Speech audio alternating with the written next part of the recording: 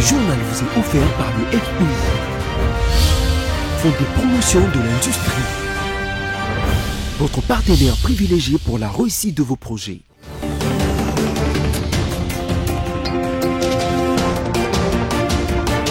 Bonsoir à tous et bienvenue dans cette grande édition du journal consacrée à la page rétrospective de la semaine. Tout de suite, les sommaires.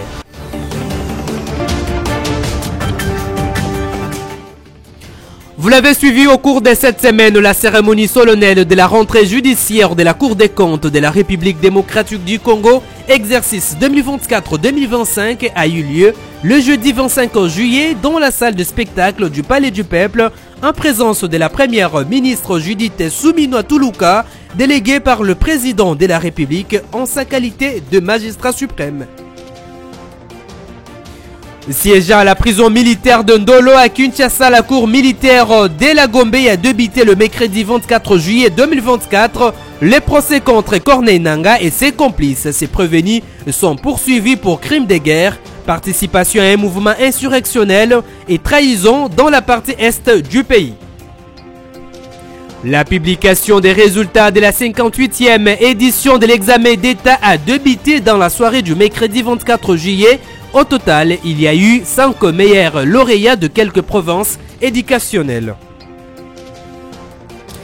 Et puis en sport, depuis les centres de formation de Futuka, les joueurs du tout-puissant Mazembe Diebeni-Ndonga refusent les accusations portées sur lui par Dona Mulongoy, secrétaire de Saint-Éloi Lupopo, qui prétend qu'il est encore sous contrat avec Lupopo.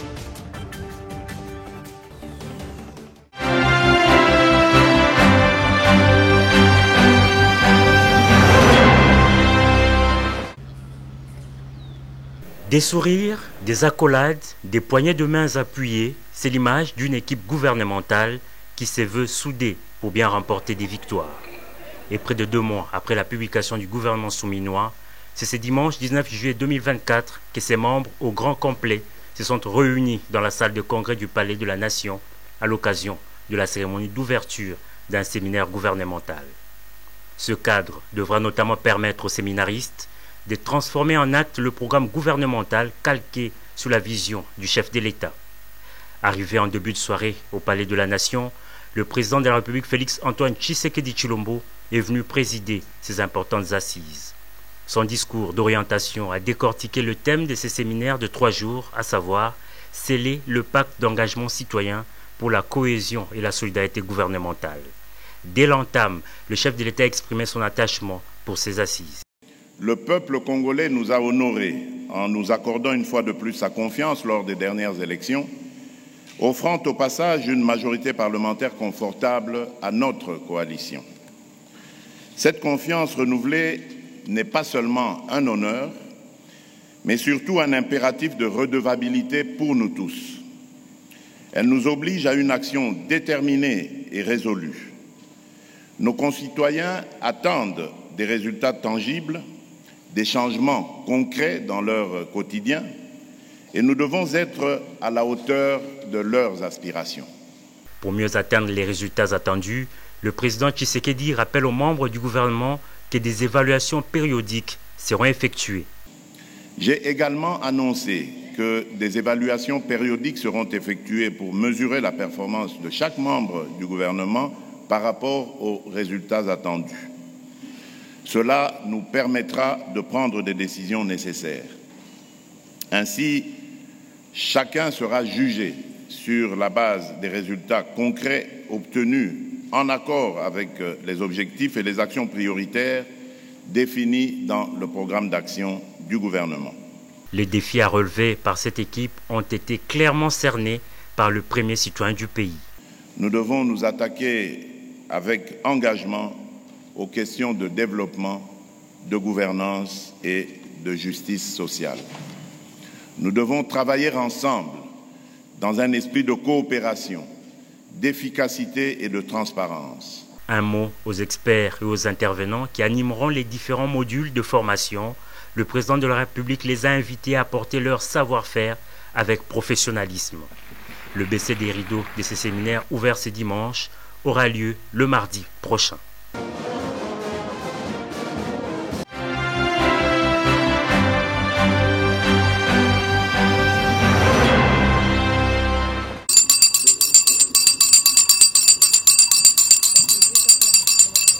Deuxième rentrée judiciaire de la Cour des comptes sous l'ère Félix-Antoine Tshisekedi Tshilombo après celle de l'année passée.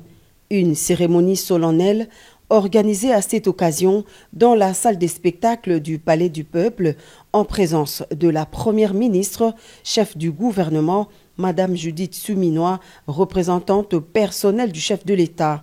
Un exercice constitutionnel pour cette institution supérieure de contrôle des finances publiques de l'État. Comme le veut la tradition, le procureur général près la Cour des comptes a prononcé une mercuriale axée sur la gestion publique pour la consolidation et la cohésion des institutions nationales. Dans son discours, le président de la Cour des comptes, Jimmy Munganga, s'est apaisanti sur la mission principale de cette institution qui est celle de s'assurer du bon emploi des deniers publics et d'en informer les citoyens. Engagé résolument sur le chemin de la lutte contre la corruption, en s'inscrivant en droite ligne du combat déclaré par le magistrat suprême contre ce fléau qui, comme un cancer, mine les finances publiques et toute l'économie nationale. La Cour des comptes a créé, au cours de l'année 2023, les conditions propices à la répression de fautes de gestion et au déferment aux instances judiciaires compétentes des infractions pénales constatées au cours de ces contrôles. Exerçant son rôle spécifique, celui d'auditer et de mettre hors d'état de nuire les indisciplinés budgétaires et financiers qui nuisent à la bonne marche du pays, le président de cette Cour a fustigé la disposition légale régissant actuellement l'institution, laquelle disposition instaure un intermédiaire politique entre la Cour des comptes et les juridictions de l'ordre judiciaire, d'où ce plaidoyer à l'endroit du législateur pour que la Cour soit dotée d'un arsenal juridique adéquat afin de bien mener son combat. Parce que nous sommes partenaires, la Cour des comptes et l'Assemblée nationale. Donc nous allons voir avec comment cheminer ensemble par rapport aux différents dossiers qu'ils vont soit nous apporter, parce qu'ils ont l'obligation de nous apporter les rapports. Et de ces rapports-là, nous devons les exploiter et voir dans quelle mesure trouver des solutions ensemble. Mais nous allons faire de notre mieux parce que nous avons besoin de leurs compétences. Parce que nous ne pouvons pas, nous en tant que députés ou Assemblée nationale, arrêter les gens. C'est eux qui ont cette latitude-là de suivre un peu ce qui se passe et d'amener les gens devant les juridictions compétentes. Donc on doit leur donner les moyens nécessaires pour qu'ils soient à la hauteur de ce qu'on attend de la Cour des comptes. Autre temps fort de cette séance, c'est la remise du rapport annuel de cette Cour exercice 2022-2023 au président de la République par l'entremise de sa représentante, Madame la Première ministre. Plusieurs autorités et personnalités politiques ont pris part à cette cérémonie de la rentrée judiciaire de la Cour des comptes. Une photo de famille a sanctionné la fin de l'événement.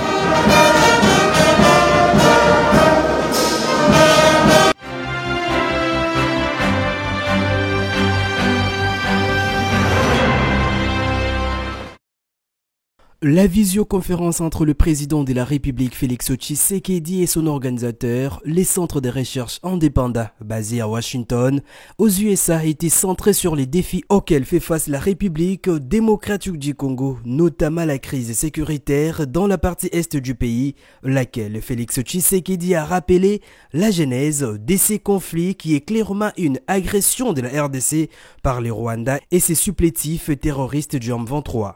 Dans ces mots, le chef de l'État dit être déterminé à ramener la paix à n'importe quel prix, car sans la paix, il n'y a pas de développement. Il a par ailleurs expliqué sa stratégie pour que le pays tire mieux profit de ses richesses naturelles. Et a également insisté sur la lutte contre la corruption ainsi que la promotion de l'entrepreneuriat des jeunes et des femmes. Fondé en 1907, The Brookings Institution est l'un des plus anciens et des plus puissants groupes de réflexion américains. Il est spécialisé dans la recherche en économie, gouvernance, politique, étrangère et développement.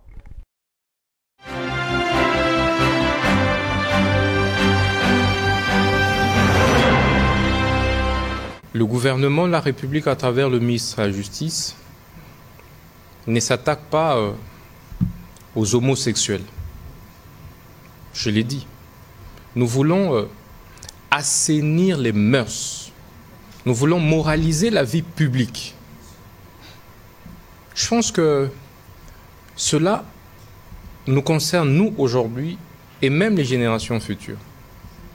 Ce que nous réprimons, c'est l'apologie de la dépravation des mœurs, des antivaleurs à caractère sexuel en général. Indistinctement. Ça n'est pas que les homosexuels, même les hétérosexuels. Il est anormal qu'aujourd'hui, nous retrouvions nos enfants, nos petites sœurs, nos petits frères, des jeunes, faire autant l'apologie du sexe sur les réseaux sociaux, sur les rues. Nous disons que si vous voulez recourir à des pratiques de cette nature qui dépravent les mœurs dans la société, il faut le faire dans vos maisons. Et sur cette question, les lois de la République sont claires. Il y a des infractions liées aux outrages aux bonnes mœurs. C'est le code pénal qui le dit. Donc nous ne sommes pas ici en train de parler de l'homosexualité ou quoi, non, pas du tout. Donc aucun homosexuel ou hétérosexuel ne sera arrêté sur la place publique.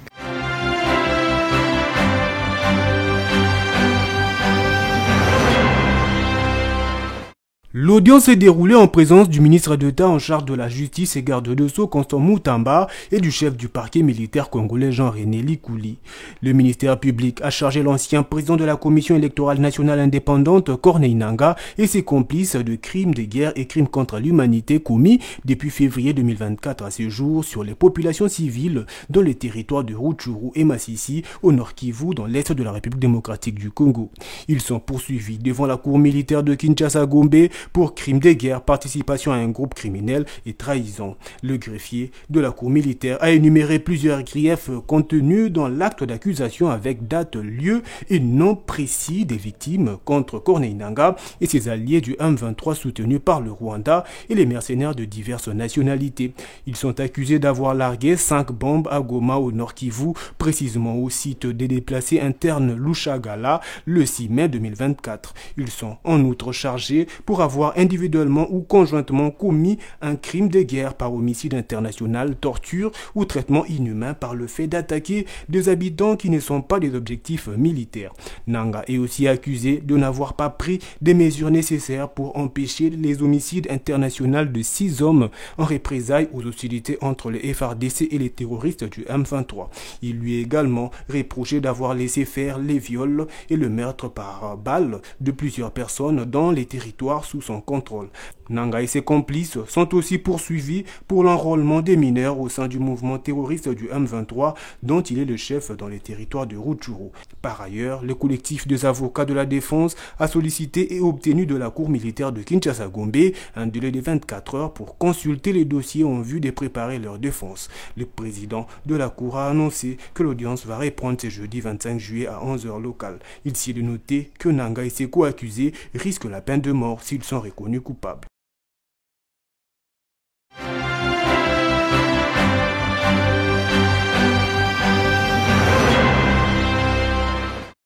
C'est depuis quelques jours que les journalistes et patrons de la chaîne de la radio Top Congo FM, Christian Losakweno, fait face aux multiples critiques, injures, calomnies sur la toile, des actes qui l'ont poussé d'amener cette affaire en justice. Les contextes de ces dossiers remontent à des accusations portées par la Cour des comptes contre l'inspecteur général des finances Jules Alinguete pour des irrégularités dans une mission à la Gécamine. Pour sa part, Losakweno a exprimé sa frustration face aux accusations infondées et à la diffamation. Ils disent que j'ai pris de l'argent, qu'ils le démontrent. Ils disent que j'ai dit des choses fausses, qu'ils le démontrent. Nous donnions une information universelle. Dans le monde entier, ne dites pas au Congo, on peut être auditeur financier d'une société et derrière être son consultant. Puisque pour avoir dit ce qui est, je suis autant conspué, je vais juste demander qu'il le prouve, qu'il répare. Ceux qui ont écrit et qui se disent journalistes doivent apprendre qu'il y a une grosse différence entre journaliste et communication et que même dans la communication, on ne communique pas dans le faux et surtout pas dans les antivaleurs comme ils l'ont fait. Cette figure majeure du paysage audiovisuel congolais a confié l'affaire au cabinet Tetika et attend ses avocats l'application rigoureuse et stricte de la loi.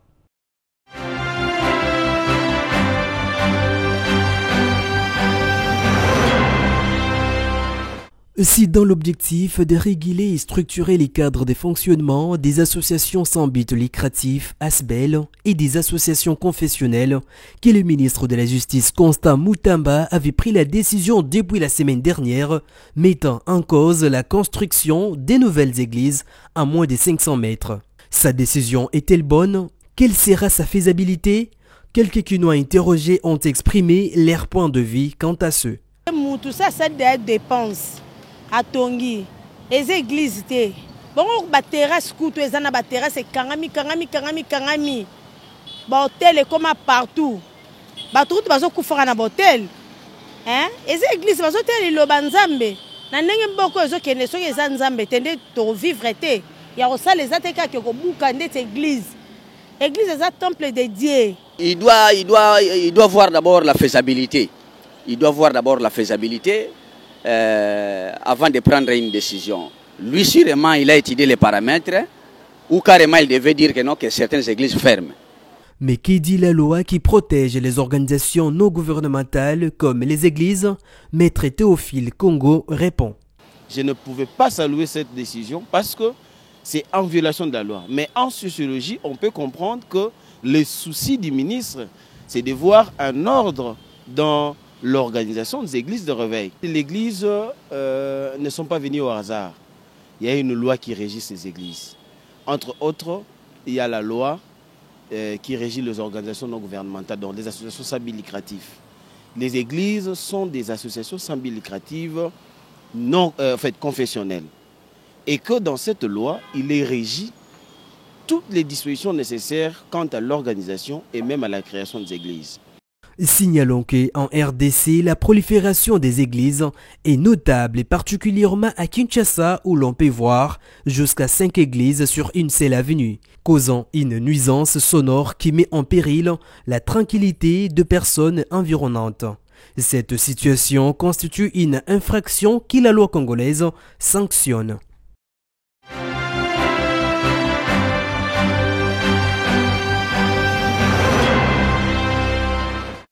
Communiqué de presse. Dans les cadres de l'assainissement de la ville-province de Kinshasa, le commissaire provincial de la police demande à tous les propriétaires de véhicules abandonnés en panne ou épave, et ceux en très mauvais état sur les différentes artères de la ville-province de Kinshasa, de bien vouloir le retirer de la voie publique en déant 7 jours francs à la date de la diffusion du présent communiqué. Dépassé ces délais, toutes les dispositions seront prises afin que ces véhicules soient saisis et voués à la casse. Fait à Kinshasa le 23 juillet 2024, le commissaire provincial de la police ville de Kinshasa.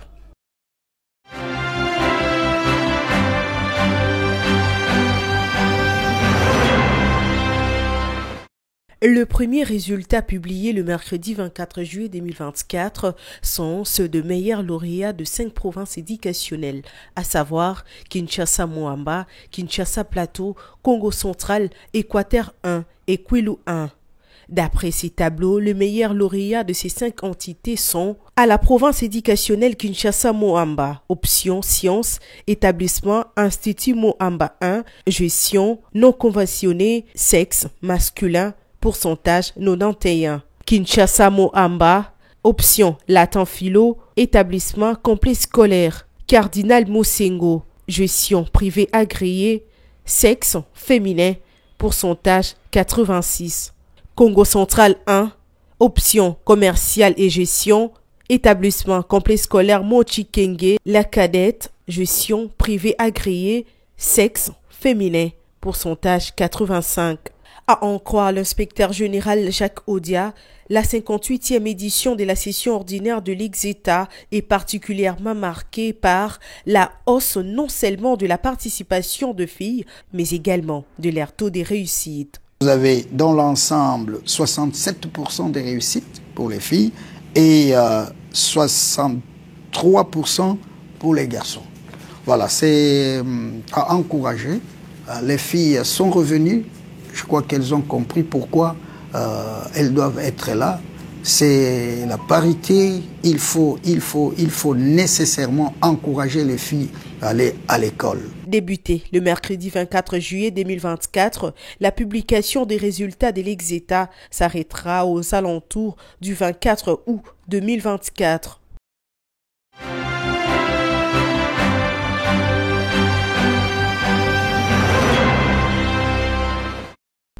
Réunis le dimanche dernier autour du premier vice-président de l'Assemblée nationale, Jean-Claude Tshilumbayi, les députés nationaux et les sénateurs, membres de l'Union pour la démocratie et les progrès sociaux et ceux de sa mosaïque, ont abordé la question liée à la crise que traverse actuellement le parti présidentiel sous format d'une tribune d'expression populaire.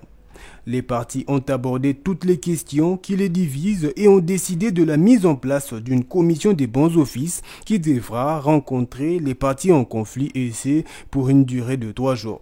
De la même manière, les députés nationaux Clotilde Kapinga et Jules Lobby ont été respectivement désignés présidents et rapporteurs de la dite commission à l'issue de cette réunion de crise afin de mener la mission de bons offices et veiller au strict respect des recommandations formulées aux partis en conflit. Une autre grande annonce de cette rencontre est la tenue de la convention démocratique du parti qui sera organisée dans un bref délai.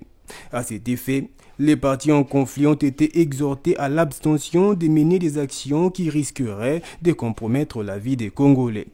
Soulignons par ailleurs que ces conciliabules, qui s'est tenu en présence de tous les partis en conflit, a connu l'absence du secrétaire général Augustin Kabouya, qui est poussé à la porte de sortie par certains cadres et militants qui critiquent ouvertement sa gestion. L'ancien ministre de la Santé, Eteni Longondo, considéré comme l'initiateur de la fronde au sein du parti présidentiel, était présent à la dite réunion de crise.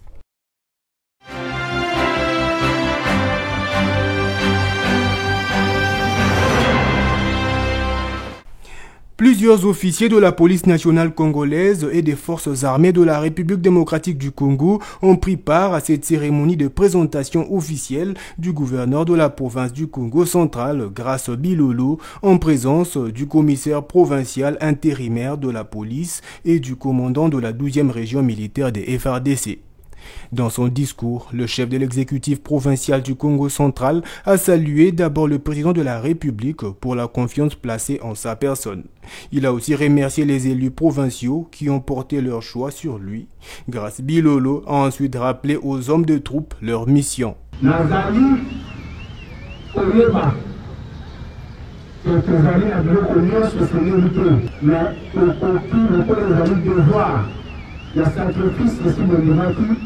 Il faut autant na moyen au mandat suprême à la disposition de Bino.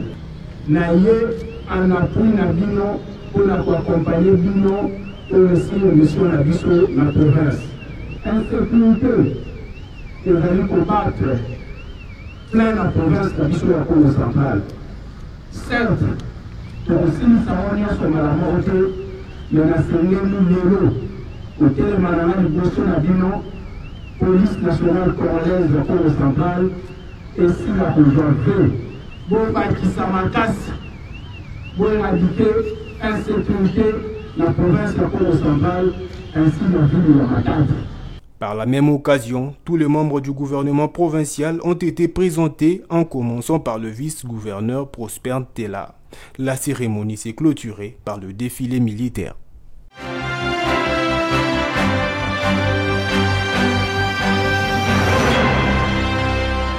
Ouvert par les mots de bienvenue des représentants du dialogue intergénérationnel de l'ambassade de France en République démocratique du Congo et de celui du think tank des ateliers de la République, les ateliers du panel Masolo Chacha qui se sont tenus ce vendredi dans la salle Mafralande située dans la commune de La Gombe ont connu 4 sessions d'ateliers, hormis un sketch sur l'illustration du sens à accorder à la notion de l'intérêt général par les jeunes, ainsi que les expositions au tableau de l'artiste Seda dollars à mourir. Le ministre honoraire Jean-Claude Kibala, qui a marqué de sa présence dans la session des ateliers d'intelligence sur l'ordre et régulation, estime que les responsables politiques congolais ne prêchent pas suffisamment d'exemples en ce qui concerne l'intérêt général. Vous ne pouvez pas demander aux citoyens congolais lambda d'avoir le sens de l'intérêt général aussi longtemps qu'il y a d'autres, ceux qui sont censés appliquer des lois pour que l'intérêt général soit respecté, et ceux-là, ceux qui violent les lois. Même si le président de la République et d'autres personnalités qui occupent de hautes fonctions, ils ne peuvent pas changer la vie dans une maison à Massina, dans une maison à Aru, mais les actes qu'ils posent sont des actes essentiels, importants pour la vie des Congolais de chaque jour. De leur côté, les organisateurs ont circonscrit cet événement en ces termes. Notre but a été de réfléchir avec le public de voir quelle mesure faire de l'économie un bien commun, faire de l'économie que cette économie puisse être au service de tous, mais également au service de l'intérêt général, de l'intérêt de l'homme. Notre initiative vise tout simplement à nous questionner sur l'essence que nous, le Congolais, que nous tous, citoyens et dirigeants, nous accordons à l'intérêt général. Parce qu'à chaque minute, chaque fois, chaque seconde, chaque heure, chaque information que nous recevons sur un détournement de fonds, un centime qui est parti, donc ça nous scandalise et ça nous questionne, ça nous met mal à l'aise. Soulignons par ailleurs que Masolo Chacha est un cadre de dialogue intergénérationnel et d'échange républicain, libre, constructif, transparent et périodique sur le sens à donner à la notion d'intérêt général dans un contexte actuel entre les citoyens.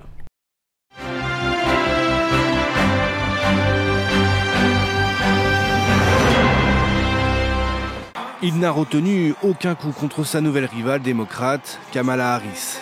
Devant ses partisans, Donald Trump s'en est violemment pris au programme de la vice-présidente, notamment sur sa position concernant l'avortement, la déformant allègrement.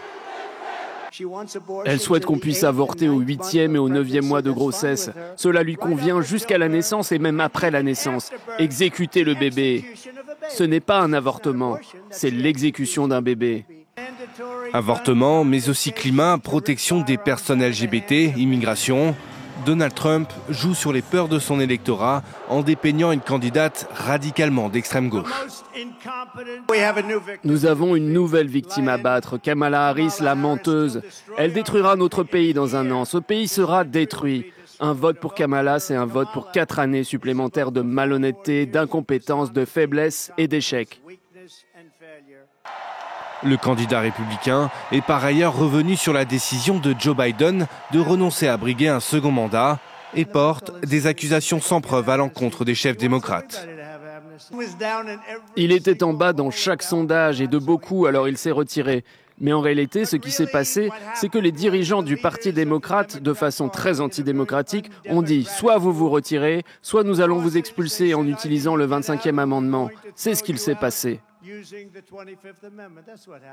Les premiers sondages depuis le retrait du chef de l'État de la course présidentielle donnent un léger avantage à Kamala Harris, de quoi contrarier la dynamique dont profitait son adversaire républicain jusque-là.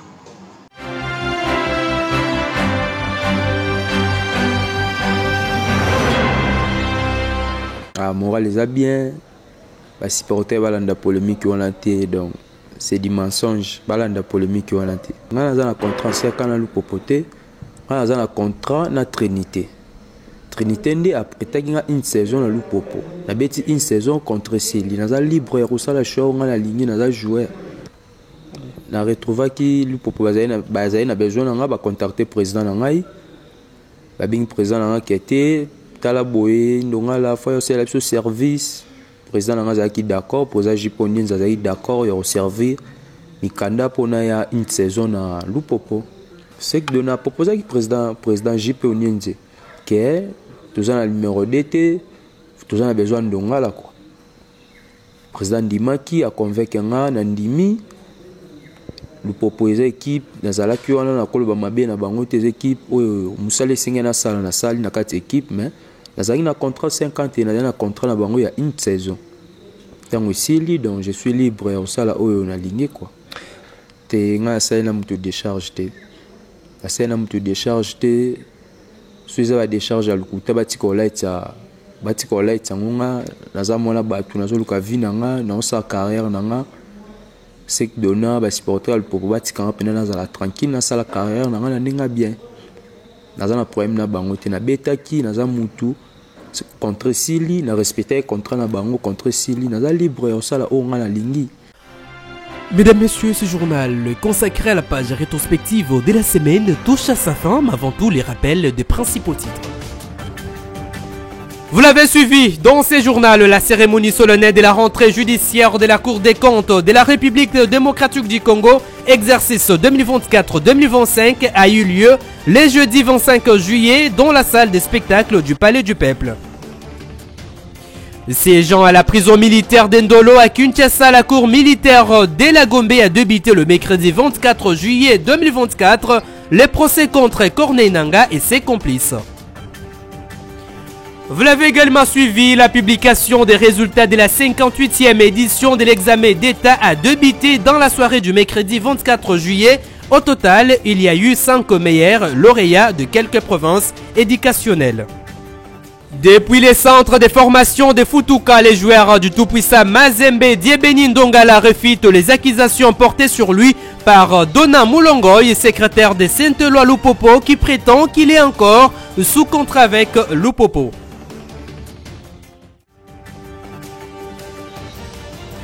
Ce journal consacré à la page rétrospective de la semaine est complètement terminé.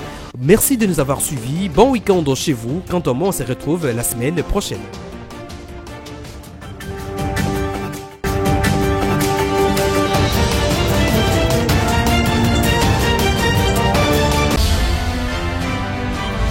Ce journal vous a été offert par le FPI, Fonds de promotion de l'industrie, votre partenaire privilégié pour la réussite de vos projets.